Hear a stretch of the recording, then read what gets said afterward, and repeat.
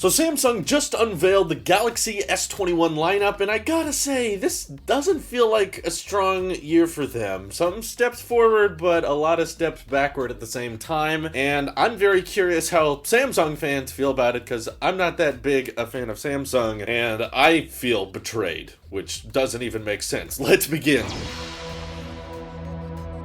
Right, so on a positive note, the S21 lineup is a lot cheaper than the S20 lineup, but I think it's the methods of making the lineup cheaper that most people aren't going to be too happy with. So, for one controversial thing they did, the cheapest S21, which starts at $800, has a plastic back. Yeah, because that went over so well with the Galaxy Note 20 fans, they decided to bring it to the S21 lineup. Now, thankfully, the S21 Plus at $1,000 does still have a glass back, and the S21 Ultra, which has a $1,200 starting price, also has a glass and metal build. But in order to get the S21 under $1,000, you basically have to put up with a plastic back, which I don't think a lot of people are gonna like. And from what some early reviewers are saying, it sounds like even the glass backs on the S21 lineup went with some kind of matte finish that makes it feel more like plastic, which is not great to hear. And also, my goodness, the S21 Ultra is a thick boy with a 6.8-inch display. Of course, the entire lineup supports 120 Hz, but only the Ultra has an LTPO OLED panel that can dynamically change the refresh rate, so it can go way below just 60 Hz and prioritize battery life, and also be capable of showing a quad HD resolution as 120 Hz is on, whereas it doesn't appear that the S21 Plus and S21 have those options. And the main advantages you're getting with the Ultra are, of course, the size, the added battery capacity, and the camera. On the S21, it's just a standard 4,000 milliamp hour battery, and on the S21 Plus, it is a 4,800 milliamp hour battery, and on the S20 Ultra, you've got the full 5,000 milliamp hour battery, which, you know, you better hope it's pretty good at $1,200. And it seems like our hunches were correct when it came to camera performance. So when it comes to selfie cameras, S21, 21 Plus both have 10 megapixel front-facing cameras. S21 Ultra gets a 40 megapixel front-facing camera, and very similar to last year, the Ultra gets that whopping 108 megapixel sensor. Hopefully this year it can have a bit better dynamic range. And then the Ultra rocks a 12 megapixel ultra wide alongside two 10 megapixel telephoto lenses to allow for 100x, space zoom. Whereas the S21 and S21 Plus, they just have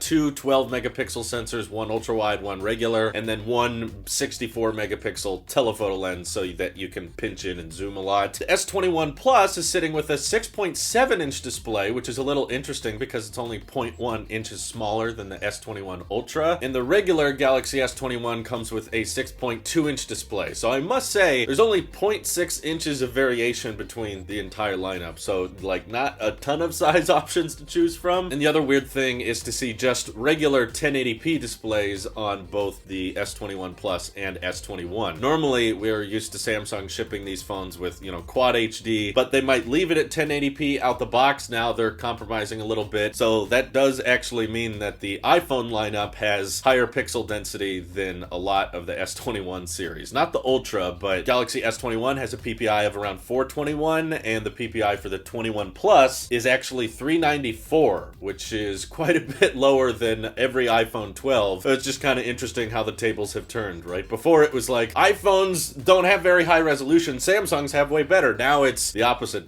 problem. Now it's like, okay, Samsung goes with 1080p on a 6.7-inch display, and now Apple goes over 1080p with 6-inch displays that are smaller than Samsung. So just kind of a weird situation. But the other thing they downsized is no more expandable storage. So even on that $1,200 S21 Ultra, you cannot pop in a micro SD card and upgrade your storage. And I would say that's even a bigger bummer when it comes to the S21 Plus and S21, because they start with 128 gigs, which is awesome. I'm glad to see that, but they only max out at 256. It doesn't appear, at least right now, that you can get a 512 gig S21 unless you go with the Ultra at $1,200. And 512 is also going to cost you a pretty penny to upgrade to as well. So no expandable storage for the whole lineup is a bit of a bummer. And as expected, there's no charging brick included anymore, which I'm fine with that. I think that it's not that big a deal. And besides, Samsung is letting you claim a free accessory of some kind when you pre-order. cheaper. So I'm sure some people might be able to grab a fast charger through that deal, but the ones they're advertising appear to be Galaxy Buds Live alongside the Samsung Galaxy Tag, which is like AirTags before they even came out. So you can attach that to stuff and track it down if you feel like it. And they've also appeared to remove the 40-watt fast charging option. Now the entire lineup caps out at 25-watt charging, which, you know, I think is plenty. I still think that's fast enough for most people, but just feels like kind of a digression from previous years, because Samsung, especially when competing with OnePlus and other brands out there, typically has fast charging go way above 25 watts. But this year, they're keeping it at 25, whether you get the Ultra or just the regular S21. 25 watt is the maximum capability, and there's lots of different colors to choose from. They have some customizer colors that you can, you know, configure it exactly the way you want, but of course shipping is going to be pushed way out if you do want custom colors, so the actual like launch day available colors are pretty limited. But overall, I must say that Samsung usually goes for like the best bang for your buck. You know, there's going to be no other phone on the market that can just match the sheer specifications and the sheer features, and frankly I feel like the S21 is kind of missing that Samsung magic that we're used to. We're typically accustomed to seeing Samsung kind of blow everybody else out of the water because of their vertical integration, and they have some of the latest generation tech, whereas now it feels like they're cutting so many corners and compromising in so many different fields. And I know the Exynos 2100 is not going to be significantly faster, or the Snapdragon chip is definitely not going to be much faster than the A14 chip. So I don't know, it feels like this is kind of a running issue with the Android, you know, like a lot of them are just going to become more and more similar, and Samsung I think needs to come in at more affordable pricing. I guess we gotta wait for the S21 Fan Edition before we actually see some compelling prices. If you want my advice, I'm just gonna flat out tell you, probably don't get any of the S21s. If you want a new Samsung, just buy a Galaxy S20. They're probably gonna be hitting clearance bins pretty soon, and you'll be able to get them for half what they cost of retail. So just wait for the S21s to hit the market. S20s are probably gonna get a lot cheaper. I do appreciate that they made the displays on the S21 and 21 Plus flatter, and the Ultra does support the S Pen now, which is evident of the Galaxy Note line kind of phasing away. But since there's no way for the S Pen to be stored in the Ultra, I feel like most people aren't going to end up following through with that. So what do you guys think? Am I being too hard on the Galaxy S21 series, or are you as confused as I am with a lot of the compromises they ended up making to get that price down? And for the love of God, can we stop incorporating 5G into the name? We've had that for like 3 years now. Samsung, just consider it a standard feature. You don't have to keep plastering 5G over everything. Anyway, thank you all for watching, and I just wanted to give a quick shout out to Evan and We the Techies for leaking so much before the event took place, because that allowed me to record this video before the event even happened. It's 6:23 a.m. The event is happening in about 40 minutes for me, and it's completely useless because all of this information was already available online. This is your Alp Sheep here. I'll see you guys in the next one.